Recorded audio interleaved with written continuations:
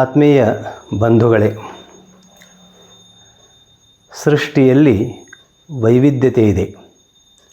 ಆ ವೈವಿಧ್ಯತೆಯನ್ನು ನಾವು ಒಪ್ಪಿಕೊಂಡಾಗ ನಮ್ಮ ಮನಸ್ಸು ನಿಜಕ್ಕೂ ಒಂದು ಶಾಂತಿ ಸಮಾಧಾನವನ್ನು ಅನುಭವಿಸುವುದಕ್ಕೆ ಸಾಧ್ಯ ಇದೆ.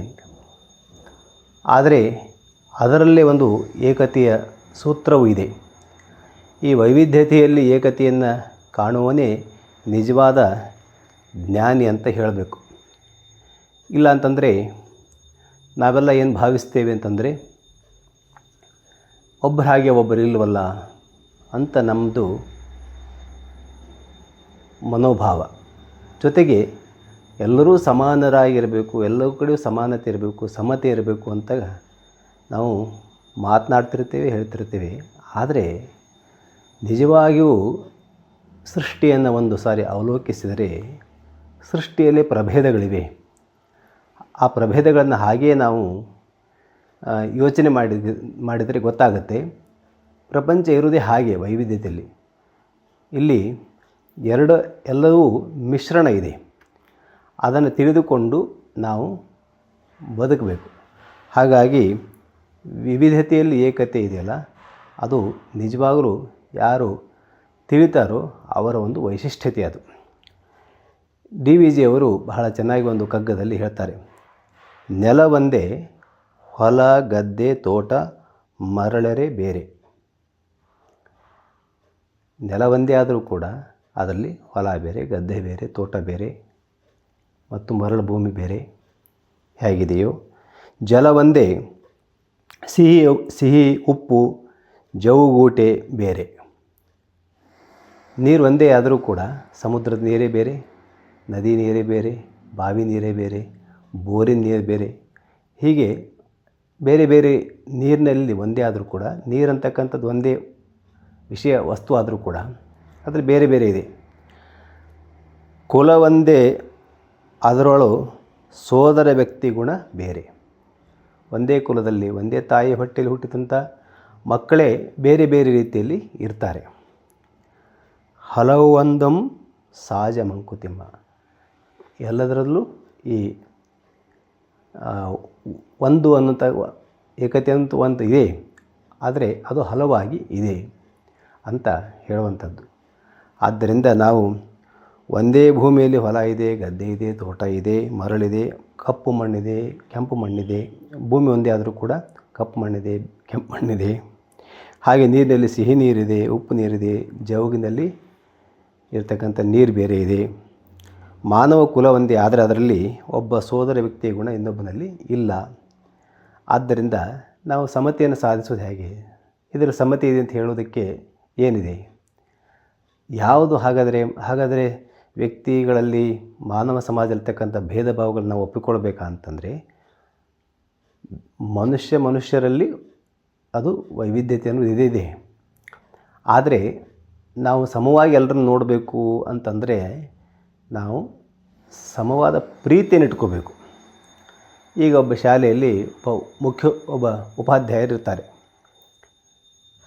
ಅವರ ವಿದ್ಯಾರ್ಥಿಗಳಲ್ಲಿ ಒಬ್ಬ ತುಂಬ ಚೆನ್ನಾಗಿ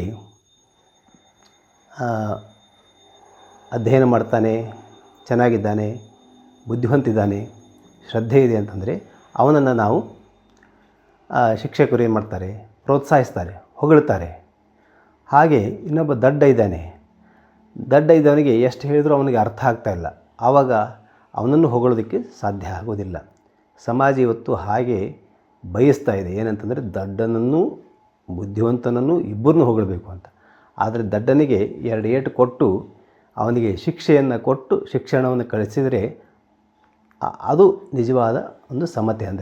ಅಂದರೆ ಅವನ ಹಿತಕ್ಕೆ ಹೊಗಳೋದು, ಅವನಿಗೆ ನಾವು ಹಿತವನ್ನು ಮಾಡಿದಂತಾಗುವುದಿಲ್ಲ. ದಡ್ಡನನ್ನು ನೀನು ಭಾಳ ಬುದ್ಧಿವಂತ ಇದೆ ಅಂತ ಹೊಗಳ್ತಾ ಇದ್ದರೆ ನಾವು ಅವನಿಗೆ ಒಳ್ಳೆಯದನ್ನು ಮಾಡಿದಂತೆ ಆಗೋದಿಲ್ಲ. ಹಾಗಾಗಿ ಅವನಿಗೆ ನಮ್ಮ ಪ್ರೀತಿಯನ್ನು ತೋರಿಸೋದು ಹೇಗೆ? ಅವನು ಹೆಚ್ಚು ಓದೋದಕ್ಕೆ ಬೇಕಂತ ಕೆಲವೊಂದು ಸಾರಿ ಪ್ರೀತಿಯಿಂದ, ಕೆಲವೊಂದು ಸಾರಿ ಶಿಕ್ಷೆಯನ್ನು ಕೊಟ್ಟು ಅವನನ್ನು ಬುದ್ಧಿವಂತನಾಗಿ ಮಾಡಬೇಕು. ಅದು ಒಳಗಡೆ ಪ್ರೀತಿ ಮಾತ್ರ ಬುದ್ಧಿವಂತನಿಗೂ ಮತ್ತು ದಡ್ಡನಿಗೂ ಸಮವಾಗಿ ಇರಬೇಕು.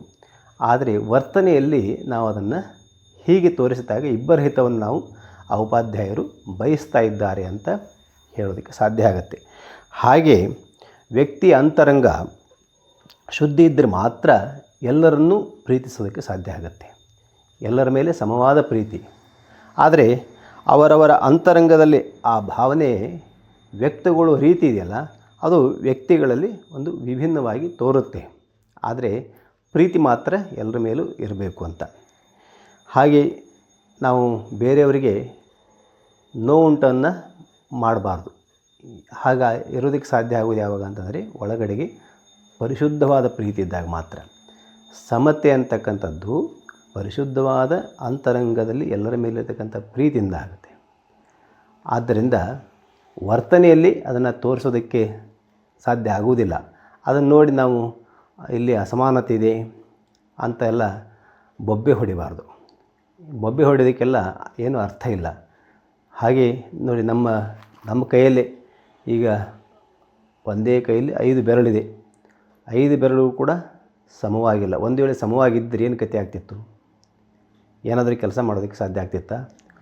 ಕೈಗಳಲ್ಲಿ ಆ ಬೆರಳುಗಳಲ್ಲಿ ಹಿರಿದು ಕಿರಿದು ಚಿಕ್ಕ ಎಲ್ಲ ಇದ್ದಿದ್ದಕ್ಕೆ ಅದು ಕೆಲಸ ಮಾಡೋದಕ್ಕೆ ಸಾಧ್ಯ ಹೇಗಾಗಿದೆಯೋ ಹಾಗೆ ಈ ಸಮಾಜ ಸಮಷ್ಟಿ ಅಂತಕ್ಕಂಥದ್ದು ವಿಭಿನ್ನ ವ್ಯಕ್ತಿಗಳಿಂದ ಕೂಡಿ ಒಂದು ಕೆಲಸ ಅಂತ ಆಗ್ತಿರ್ತದೆ.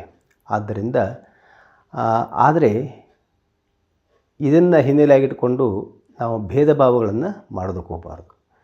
ಭೇದ ಭಾವ ನಮ್ಮ ಅಂತರಂಗದಲ್ಲಿ ಇರಬಾರ್ದು, ಮನಸ್ಸಿನಲ್ಲಿ ಇರಬಾರ್ದು, ಭಾವನೆಯಲ್ಲಿರಬಾರ್ದು. ಎಲ್ಲರನ್ನೂ ಸಮನಾಗಿ ನೋಡುವ ದೃಷ್ಟಿಕೋನ ಒಳಗಡೆ ಇರಬೇಕು. ಆದರೆ ಹೊರಗೆ ನಾವು ಯಾರ್ಯಾರಿಗೆ ಏನೇನು ಹಿತವೋ, ಈಗ ಡಾಕ್ಟರರಿಗೆ ಹಿತ ಮಾಡಬೇಕಂತಂದರೆ ಒಂದು ರೀತಿ, ಅಂದರೆ ಅವ್ರ ಸೇವೆಯನ್ನು